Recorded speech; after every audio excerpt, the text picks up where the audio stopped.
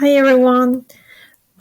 We have finally reached the last question type, the last video in our reading question type series. This is the chart question type. Just like the previous question type, the summary question type, this is also a question type that requires more than one answer and provides more than 1 point per right answer. Again, most of the question types, most of the questions in the TOEFL reading will be just worth 1 point, except for summary and charts. Okay, what does the question look like? They will ask you to complete a table and summarizing the information. They want to complete the table and select the sentences. Basically, you're just going to complete a table to summarize some information. Sometimes comparing to two different concepts or two different kind of things or ideas they have developed in the text. Now, I want you to separate this from the summary question. This is not a summary question, okay? You're not going to focus on general versus specific anymore. You're going to treat this more like a factual question. I want you to think of this as a factual question. We're going to focus on facts. Okay, so what should we do? We're going to read the question again to just determine what question type we're dealing with. We're going to find specific words in each alternative. We're going to scan. Again, don't read. We're going to treat it as a factual question, which means we're going to look for the text for the information. So the text has to provide information that is contained in the alternative, and we're going to eliminate the wrong choices. What we shouldn't do, we're not going to assume, we're not going to correct, we're not going to treat it as a summary question. It's no longer about general versus specific, okay? And we're not going to try to understand everything you read. That, again, is a general advice for all the reading, and actually for all the TOEFL too. Okay, so we're gonna practice.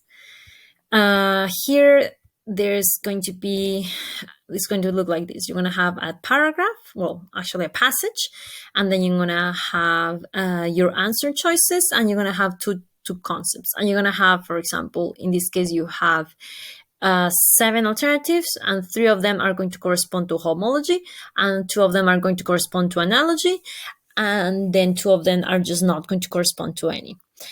Since this is a factual question, what we have to do is actually check each alternative and compare it to the text, which means in this case, we won't have the time to actually, I'm not going to have the time to leave you 1 minute to read, because that will be completely useless and I cannot put both in the same screen. So we're going to go ahead and analyze the alternatives, okay? So we're going to analyze the alternatives one by one and to say whether they are analogy, homology, or not. Remember, we have 3 alternatives: homology, like let's say this belongs to analogy, or to, homology or to analogy, or actually none, okay? Remember, it's not just one or the other, it can be like none of the 2. Okay, so we're going to go and analyze letter A. Emphasis is put on the function of animal structures. So we're going to go to the text to where it's talking about emphasis. We're talking about the function of animal structures. And here, it actually has the emphasis, right? In the last line of the first paragraph, we have the emphasis in analogy is on function. So jackpot, we have analogy. This belongs to analogy. So A belongs to analogy. Then we're going to go to letter B. Letter B says emphasis in appearance, not function. So we're going to skim through all the text and see whether they talk about the emphasis on appearance. And we never find a part of the text. You can pause it and read it if you want, but we never find a phrase or a word or a sentence in the text that refers to this. Here, I want to make something very clear. In the previous sentence, I just said that analogy, the emphasis is on function.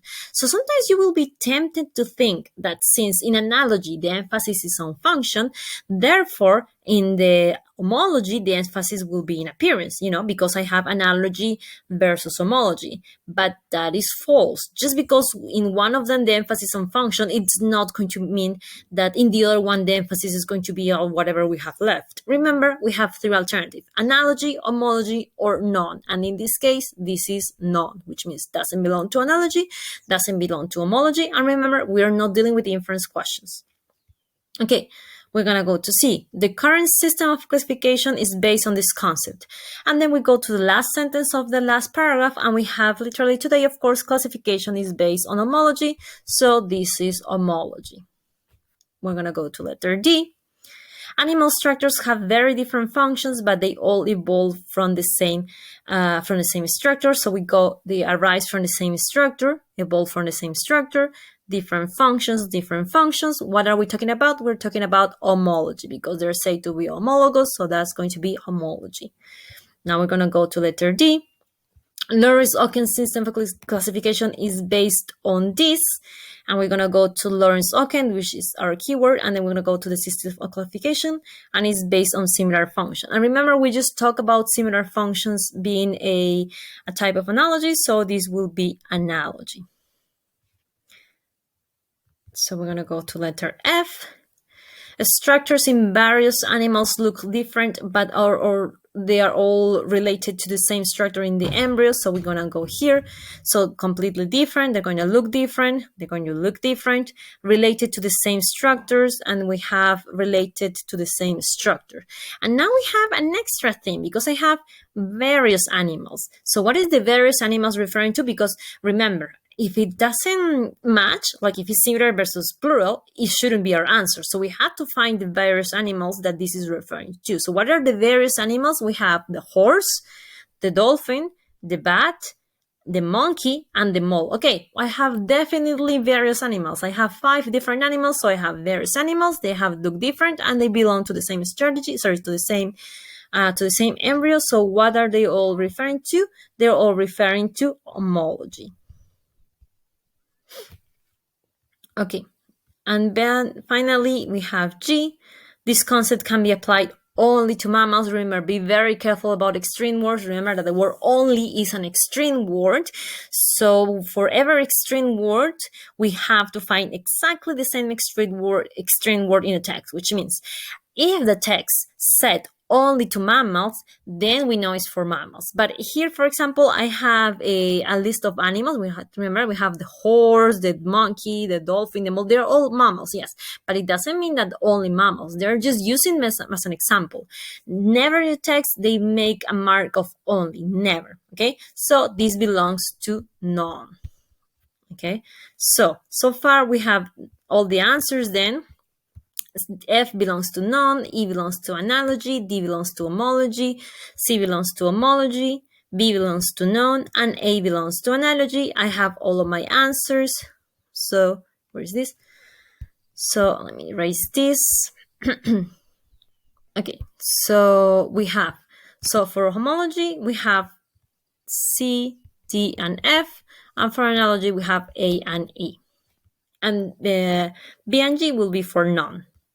Okay, for more practice, okay, you're going to do homework from the THOMSON book. You're going to do exercise 8.2. I'm going to show you what it looks like.